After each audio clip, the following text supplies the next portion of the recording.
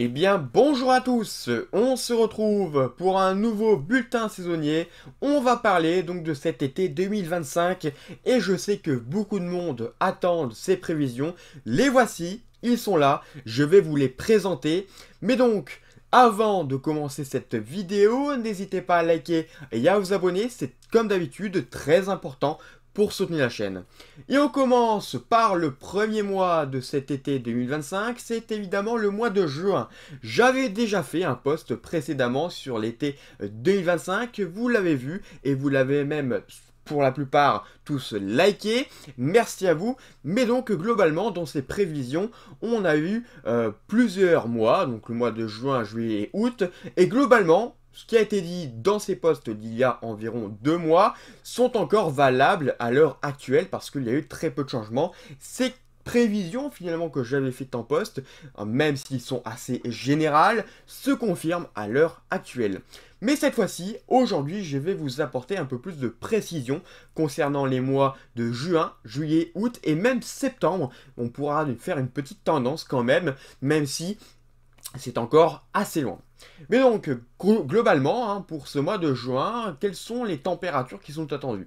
Pour ce mois de juin, on va avoir une anomalie déjà de température entre plus 1,5 à plus 2 degrés. Donc des températures qui seront vraiment au-dessus des normes, évidemment. On a déjà eu le cas pour cette fin de mois de mai. On va encore l'avoir pour évidemment le mois de juin, c'est évidemment un temps très chaud avec les 30 degrés qui seront dépassés très certainement, très rapidement et très facilement à certains endroits. On a également des orages qui vont encore quand même circuler entre temps, des belles dégradations qu'il faudra d'ailleurs profiter pour les chasseurs d'orages. On aurait d'ailleurs une anomalie de précipitation de plus 5 à plus 10%. Donc c'est quand même pas mal finalement, on n'a pas non plus un temps sec et globalement on reste encore sur une petite anomalie humide, même si elle n'est pas énorme, mais globalement cela se traduit par des dégradations orageuses par le système sud-nord-est. Donc sud-nord-est ou sud-ouest-nord-est. Donc ces dégradations seraient sous forme de gouttes froides qui viendraient s'isoler du côté de l'Espagne et du Portugal. Donc à l'avant, l'effet encore de pompe à chaleur qui devrait dominer et ensuite l'arrivée de ces orages parfois virulents. Globalement, voilà pour le mois de juin. Pour le mois de juillet, là, la chaleur devient de plus en plus lourde, de plus en plus intense, mais aussi les températures deviennent de plus en plus caniculaires. On se rapproche potentiellement des seuils de canicule et on a un risque effectivement pour ce mois d'avoir des canicules. Donc globalement, un temps très chaud, on dépassera facilement les 30 degrés sur tout le pays. Aucune région n'est épargnée, ça pourrait même remonter, vous le voyez, l'anomalie jusqu'au Royaume-Uni. Mais donc, un temps très chaud, très sec, également avec une anomalie de précipitation qui serait entre moins 5 et moins 15%. Donc là, c'est vraiment une grosse baisse du niveau donc, de précipitation et c'est ce qui est dramatique donc, pour les nappes phréatiques, même si on l'a vu avec cet hiver, on a eu des nappes phréatiques encore suffisamment hautes, mais malheureusement avec cet été qui s'annonce particulièrement chaud et surtout très intense au niveau des températures, ça risque donc de fragiliser ces nappes phréatiques et surtout d'augmenter considérablement la sécheresse qui est déjà présente, comme notamment du côté des régions du nord. Donc voilà pour ce mois de juillet qu'il faudra s'attendre à potentiellement des pics de chaleur et pourquoi pas même des pics caniculaires.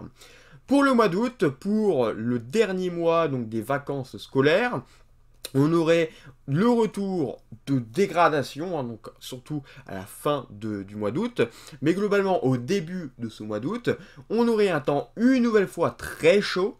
On pourrait encore avoir des seuils de canicule atteints, s'il y en a, bien sûr. Après, c'est pas obligé qu'il y ait des canicules cet été, mais on sait souvent que ces derniers étés, on a toujours au moins une canicule dans la saison. Donc c'est possible qu'on en ait encore une, voire plusieurs, donc cet été.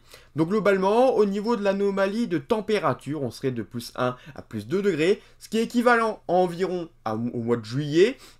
On serait peut-être à 1,5, plus 1,5 ou plus 2, donc là ça variera, mais généralement on resterait autour généralement des 1,5 à plus 2 degrés parce que l'anomalie de température était évidemment encore assez élevée.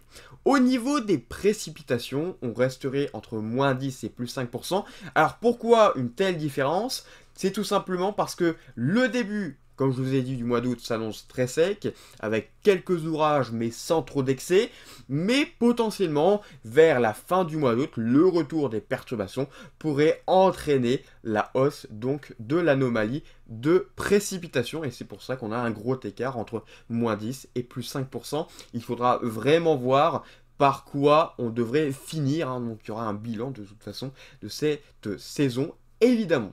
Concernant le mois de septembre, on devrait retrouver un mois de septembre encore une nouvelle fois chaud avec quelques orages qui devraient circuler notamment en début de mois sur le pays, des orages qui pourraient être violents à la fin donc de ces périodes assez chaudes comme en août finalement, hein, avec une anomalie qui serait un peu plus positive au niveau des précipitations et une anomalie qui resterait là aussi positive au niveau des températures, mais tout cela est assez loin.